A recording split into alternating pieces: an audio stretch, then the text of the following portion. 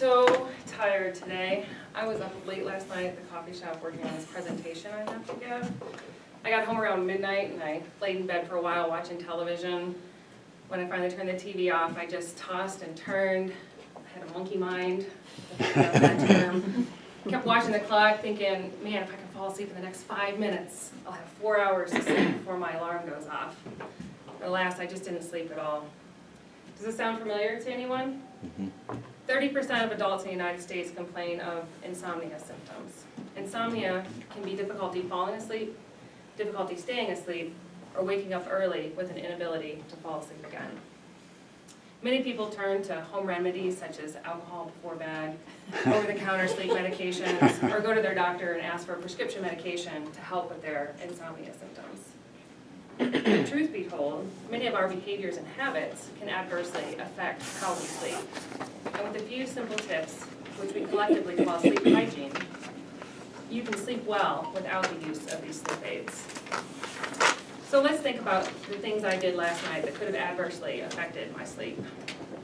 Up late at the coffee shop. That implies drinking coffee, meaning having caffeine late at night.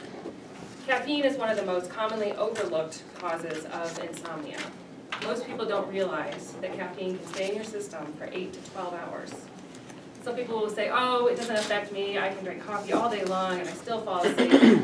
That may be true, however, I would caution you because the caffeine can still affect your stages of sleep and affect your overall sleep quality, leading to non-restorative sleep, feeling not refreshed despite sleeping through the night. So the recommendation is to limit your caffeine intake, and that goes for all sources, coffee, tea, soda, energy drinks, and to cut it off by about noon. So I'm not saying give up your morning coffee or tea, but just stop the caffeine intake by about noon. And also be aware of hidden sources of caffeine. So be cautious about supplements and foods that claim to be energy boosters, because those may have caffeine or other stimulants in them. So the next thing, I said I got home at midnight. Probably means it's a little later than what's normal for me for a bedtime. So the next tip is to maintain regular sleep hours, both on work nights and non-work nights, and allowing sufficient time for sleep. You want to set your internal clock, get yourself on a good sleep-wake cycle, and to do that you need to maintain regular sleep hours. In addition, you need to get sufficient amounts of sleep to feel rested. The average adult requires 7 to 9 hours of sleep per night, but few of us get that on a regular basis. And some people will tell you, I sleep 6 hours a night and I'm great, super efficient, I don't need more than that. The real test of that is how long do you sleep on the weekends? If you're sleeping 6 hours a night during the week, but then 10 hours on a weekend, it's probably an indicator that you're not getting enough sleep during the week and your body's trying to compensate and make up for that sleep deprivation. So if that's the case, you want to give yourself more time to sleep to even that out, so you're sleeping more consistently both on work nights and non-work nights. So how many of you have a TV in your room? In your bedroom? So that's another big common behavior that can adversely affect sleep. Many people will say, oh, I need it to fall asleep, I can't sleep without the background noise, it helps me relax. But that's just because you've developed a bad habit. You want to limit your activities in bed to sleep and sex, nothing else. So no TV, no reading, no devices, etc.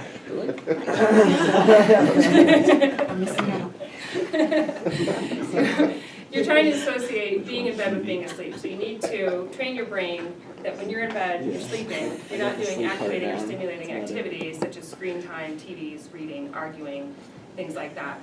So I recommend that you get the TV out of the bedroom altogether. If you just can't do that, and you need to have the TV in the bedroom, at least have a separate sitting area where you can watch it. And if you're watching the TV in the evening, as you start to feel drowsy, go ahead and turn that TV off, and then get in bed and let yourself fall asleep.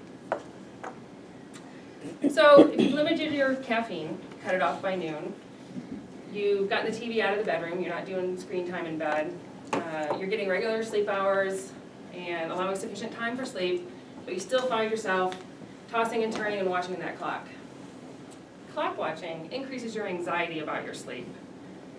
So turn that clock around before you go to bed so you can't see the clock face. And if you wake up in the middle of the night, resist the urge to check the time.